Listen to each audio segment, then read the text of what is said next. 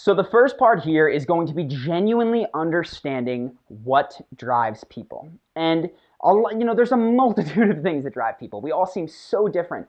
But if you go down to it and you use a helpful framework, there's really only 6 things that you need to be on the lookout for. Because when you can identify which of these 6 things are the primary drivers of somebody's action, you can get them to change. And we're going to go into how, but just trust me, right? Be looking for these things in yourself and in other people. So I want to run through what they are, and then we'll go into examples of how they can help you get other people to change. Top need.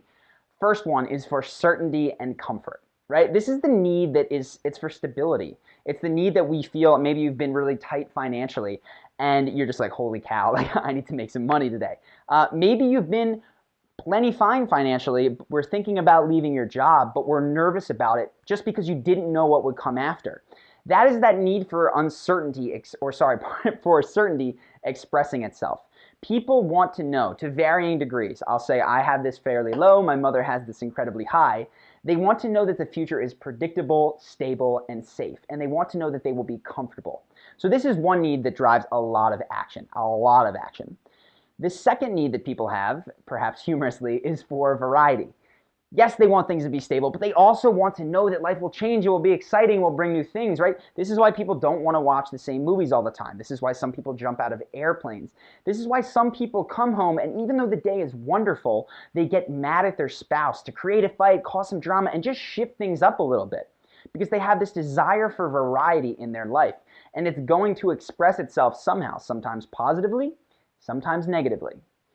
The third need is for significance. This is another big one along with certainty.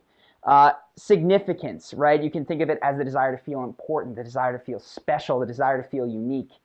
This is the need of people that seem to plaster their names everywhere. And it can be a public need, right? Like the guy who donates $100 million to have a wing of the college named after him. Or it can be a private need, right? It can be somebody who just donates charitably, but it makes them feel good and special. Like, you know what? Not a lot of people would do that. That makes me feel good. That need to be significant is huge in our society. I don't know if it's always been throughout history, but I got to tell you, this is one of the most common ones that I see in my clients and friends and other people. So be on the lookout for it. It's going to hit you in the head. The fourth need is the need for love and connection. Now, I mean, we can all relate to this, right? If you spend too much time without family or friends or a romantic partner, like you start to feel lonely and crappy, and other things can be going really well. People might think highly of you from a distance, but if you don't have that connection, that commune with other people, you're going to feel it. And there's a number of ways that people deal with this that aren't so healthy. So there's, on the extreme end, there are instances of people feigning sickness or getting even really sick without realizing it because it gets them pity. It gets other people to come out and say, oh my God, I'm so sorry.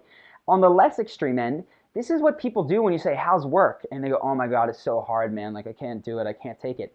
They're trying to elicit some sort of pity so that you will connect with them, so that you'll commiserate with them. And sometimes they don't even do it to you. They do it to themselves. They just feel, oh, my life is so hard, poor me. That enables them to self-soothe and connect with themselves. Now, obviously, there's a lot of positive ways this can do, right? This can express itself by going out and making friends, by getting in a relationship, by being good to your family, right? There's tons of positive expressions, as there are with all of the needs. The question is, how are people driven to fulfill each of those needs? Some people get certainty by making a lot of money. Some people get it by eating because they know that'll give them comfort, right? You want to be identifying not just what needs drive this person, but how do they go about fulfilling it? Do they get variety from moving to a different city every 10 months like I do? Or do they get variety by starting fights with strangers in bars when they're drunk? So this is what you're looking for. These are the first 4 needs. Guaranteed, people will find a way, no matter what their circumstances, on some level, even if it's at a low level, to hit these needs. Now, there are 2 more. And these are needs that are not guaranteed to be pursued, fulfilled, or hit in any way. But if you don't do it, no matter how good you have the first 4, if you don't do the final 2, you're not going to feel fulfilled. It's just, sorry, that's the breaks of being a human being. Here's what the needs are. The 5th need is to grow in some way, right? And this can just be meditating in the morning. This can be writing a book. This can be pushing yourself athletically. This can be pushing yourself musically. But when people don't feel like they're making progress, they tend to shut down. Even if other things statically are really good, if they don't feel like they're moving forward in some aspect of their lives, whether it's their business, right? There are millionaires out there that haven't started a business and feel crappy about their business life, or they haven't started a business in a while, pardon. Growth, hugely important, though not always pursued.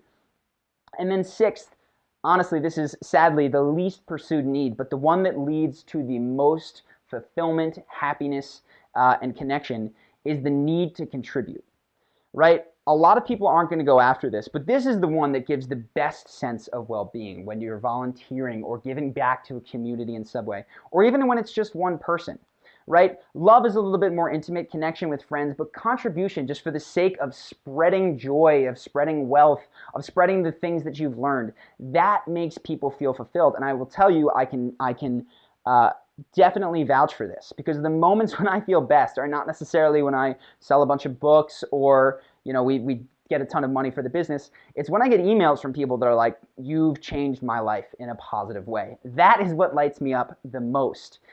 Yet, for some reason, people are not compelled to pursue this. So you're not always going to see this in the people that you're talking to, but it's one to be aware of.